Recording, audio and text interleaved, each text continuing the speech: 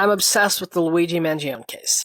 I've been reviewing the timeline in the CEO murder case, and things just are not adding up there.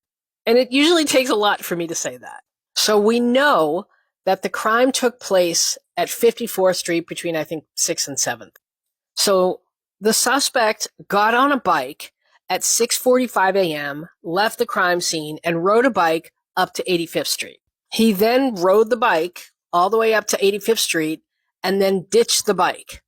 When he got to 85th Street, he took a cab all the way up to 178th Street, where we were led to believe that he got on a bus and left the city. But a couple days ago, we were told he didn't leave the city by bus. He actually left the city by train, and it was a train from Penn Station. Penn Station is all the way down on 34th Street.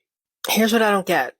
If he was going to leave the city from Penn Station, why wouldn't he have just ridden the bike from 54th Street, the crime scene, to Penn Station? We're talking a matter of like 20 blocks. Instead of just going to Penn Station, he rode a bike all the way up to 85th Street, then took a cab to 178th Street. Now, a cab ride from 85th to 178th at 7 o'clock in the morning in Manhattan, that's easy 20 to 30 minutes. If you had just unalived somebody, I would think time would be of the essence. So there's a half hour where he pretty much just sat in a cab. And then at some point, because we don't know when it happened, he went back downtown to Penn Station.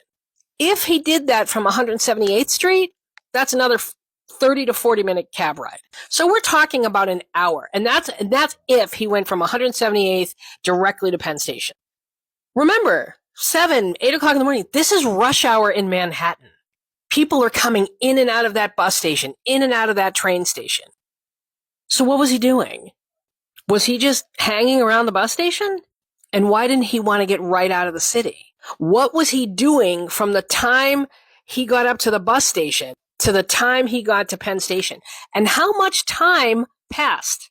See, I'm wondering if NYPD just didn't want everybody to know he was actually in the city and hadn't left yet. But if that's the case, where would he have stayed? We were all wondering why he only got as far as Pennsylvania in the 5 days. Was it because he didn't leave New York City until like 2 or 3 days later? No one has been able to account for that time. And I want to know why. I want to know why we're not being told when he took the train to Philadelphia. Did they just lose him? And maybe they don't want to admit that? Listen, I think he did it. And if you want, I can walk through why I think he did it in another video. Just tell me in the comments. But either he completely outsmarted the police here in New York City, and they're too narcissistic to admit it, or he was doing something else. So let me know what you think is going on in the comments.